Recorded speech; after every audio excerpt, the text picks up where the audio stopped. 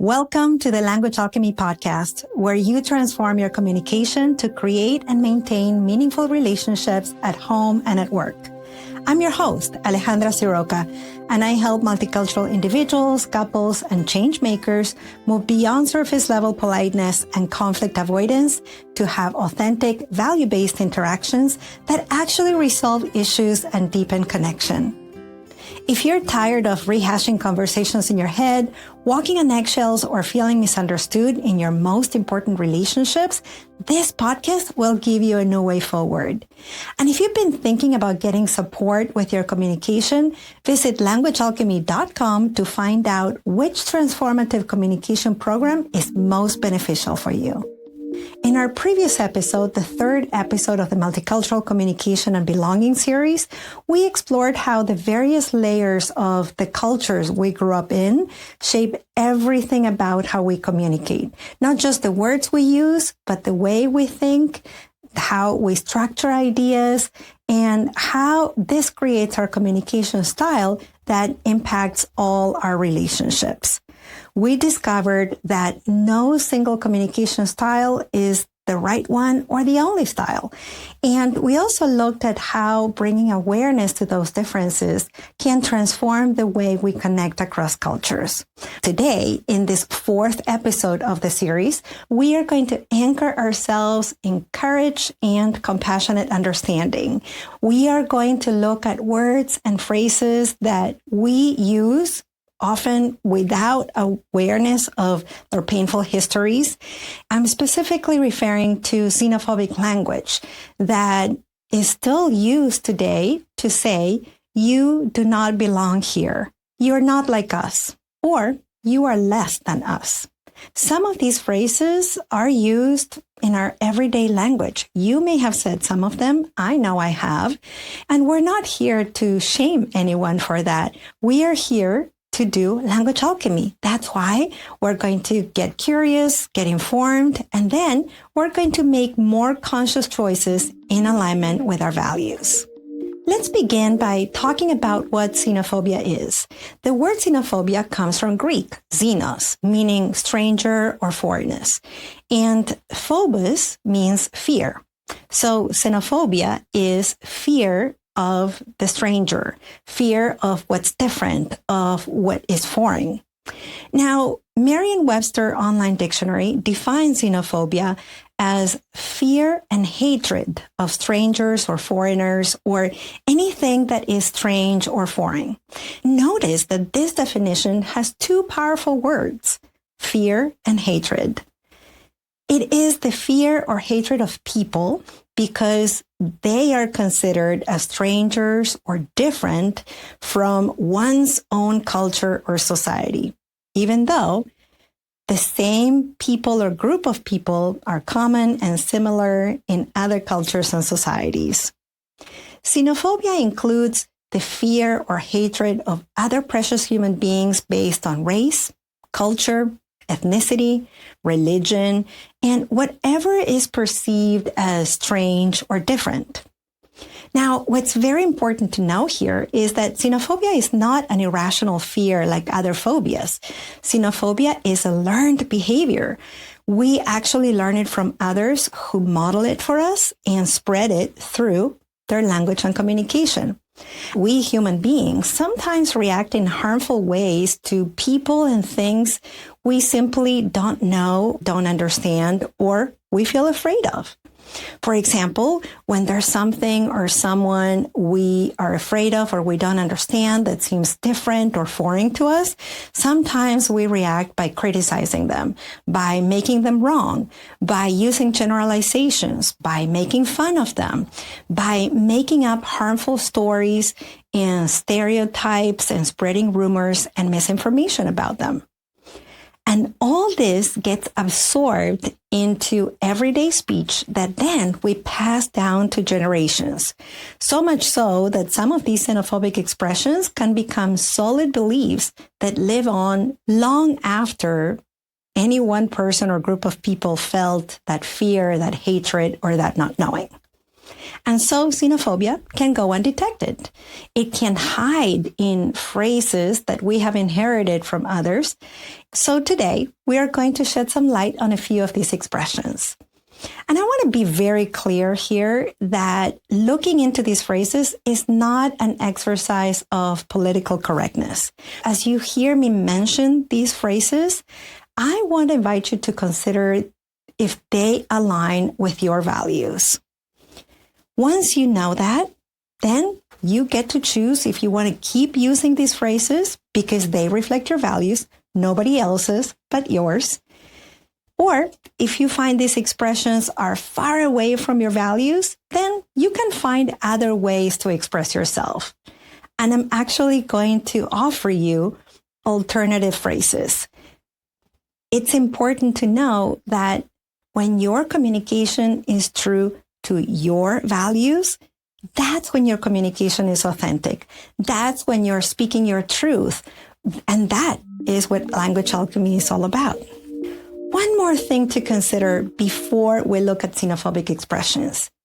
Language is always changing. And if you want proof of that, then have a conversation with a teenager. Yes, language is not static. It's never been. It evolves. It shifts. It's alive. Therefore, it is possible to change the language we use. So as we look at some xenophobic words and expressions, pay attention to whether they align to values like respect, equality, and human dignity. Are you ready? Let's start with some phrases that are so common in everyday English that most of us don't think twice about using them. For example, the word gypped. Have you ever used the phrase, "don't get gypped," or "I got gypped on that deal"? If you have, then that word is a xenophobic term derived from gypsy, which in itself is a derogatory term for the Romani people. The Romani originated in northern India and migrated across Europe over the last 1,500 years. They have faced, and they continue to face, centuries of systemic persecution. One of the xenophobic stereotypes that spread against them was that they were thieves and swindlers.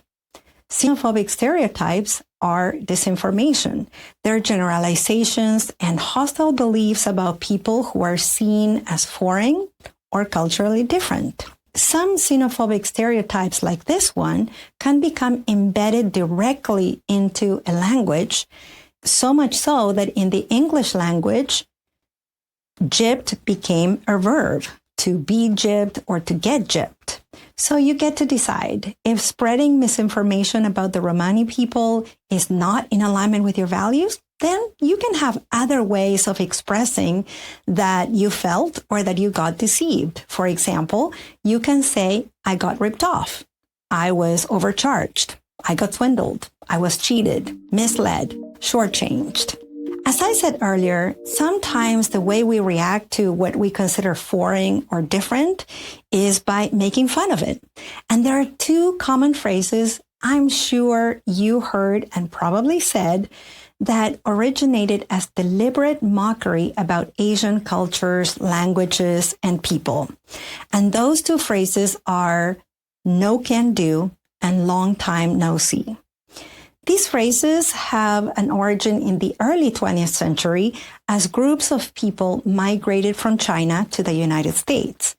Chinese immigrants faced hostility, discrimination, and a particular kind of contempt about their English. Yes, it was imperfect English. No one who is learning a new language can speak it perfectly from the start. Not even a baby who's learning to speak their native language can speak it perfectly. The English Chinese people were learning was turned into a joke. It was mimicked, exaggerated, caricatured into what was called pidgin English. So expressions like "no can do" and "long time no see" were not just casual expressions that evolved organically. They were invented to mock. They were imitations designed to reduce a community of very diverse Chinese people into a punchline. Now, there's a third phrase that's used in a humorous way also related to people from Asian cultures. And that's the phrase chop chop. Etymologically, this phrase came from British sailors and traders in the 19th century who were trying to replicate a word in Cantonese, Mandarin, and Malay that meant hurry up. But this was used in a condescending way by someone who held power or authority and was talking down on someone who was considered to be quote unquote below or subordinate. So this phrase chop chop was accompanied by snapping fingers or clapping. Now you know that the origin of that phrase put other human beings down in a submissive position. So again, if you value respect for all cultures, equality for all human beings, and human dignity, you may want to use alternative expressions. Instead of long time no see, you can say, it's been a while since we last connected, or it's been a minute, or it's been ages, or I haven't seen you in a long time. If you want to make it more professional, you can say, we haven't spoken in quite some time. And if you want to be fun and playful with it, you can say something like, hi, stranger, or look who it is. Now, let me give you some alternatives to no can do. Some other ways of saying the same thing could be, it's not going to happen, or I can't make it work, or unfortunately, I'm not able to accommodate that, or I'd love to, but I can't, or that isn't feasible. And how about alternatives to chop chop? That's easy. You can simply say, please hurry. Can you do it quickly? Can you hurry up, please? Can you move a little faster? Could you give this to me now? And I'm sure you can find other words and phrases to express yourself more in alignment with your values of respect, equality, and human dignity. Now, let's turn to language that doesn't hide in history, language that is more visibly harmful, that we may encounter in social media, in conversations with others, and even in books. For example, terms like illegal alien or simply illegal. When we describe a person as illegal, we are reducing a human being to their immigration status. People do not become illegal. Actions may be unlawful, but a person is never illegal. If you value accuracy and human dignity, then you can say one of these alternative expressions. You can call a person an undocumented worker, for example, or a person without legal status. Another xenophobic expression is anchor baby. That expression is used to describe children born in the United States to parents who are undocumented. This expression reduces a child, a human being, to an immigration strategy. And it also spreads a stereotype that immigrant parents conceive their baby as a means to take advantage of the United States. A more accurate phrase is birthright citizen, or a child of undocumented immigrants who was born in the United States. Now, before we turn to the language alchemy tool of this episode, it's important to mention the existence of xenophobic messages that have been used for centuries and are still used about immigrants, about people who leave their native countries and migrate to a new one. And some of these are that immigrants are stealing jobs and draining the host country's welfare systems or national resources, or that immigrants are invading the host country, that immigrants are inherently criminals, suspicious, or extremists, or that immigrants are unclean or the carriers of disease. These phrases stoke violence and hatred against immigrants. And we saw clear examples against Asian Americans during the COVID-19 pandemic. Another category of xenophobic language and expressions that is very harmful and painful is using dehumanizing language and calling immigrants animals, insects, or beasts. I want to teach you a language alchemy tool to help you raise awareness about your language. Before you use a phrase I mentioned here, especially one you've used many times and that is likely to come automatically, see if you can pause for just a moment and ask yourself, does this language align with my values? If the answer is yes, then go ahead and say it. And if something in you hesitates, that hesitation is information. And it could be an invitation to find a different word or a different expression. I'd like to offer you a second tool to help you express yourself authentically. Instead of asking yourself questions like, is this politically correct? Or is this going to offend someone? Because those questions will lead you to right, wrong, binary thinking, criticism, or unhelpful righteousness and feeling like you are curtailed in your expression. Just ask yourself, what are my values about people I don't know, I don't understand, or who have a different culture, different traditions, different ways of thinking than I do? Remember, authentic communication is communication that is in alignment with your values, nobody else's but yours. So you could ask yourself, does this language carry compassion? Does it create belonging? Does it honor human dignity? These value-based questions require attention and intention. And attention and intention lead to authentic communication. And now let's recap what you've heard in this episode. In this fourth episode of the Multicultural Communication and Belonging series, we talked about xenophobic language. I explained what xenophobia is, we looked at xenophobic phrases, and I offered you alternative expressions.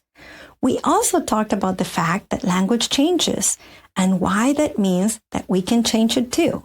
Not out of fear of saying something wrong, but out of our choice to align our words with our values.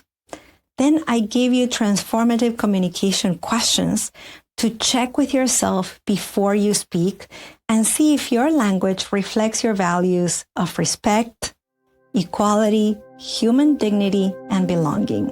Thank you so much for listening. In our next episode, we are going to go somewhere closely related to what we talked about today, but with a different kind of subtlety because we are going to talk about microaggressive questions. Questions that sound like curiosity, even like friendliness, but carry an othering message underneath. Until next episode, and as we say in Argentina, ciao ciao. Original music by Gary Lapo. You can find all links in the show notes at languagealchemy.com.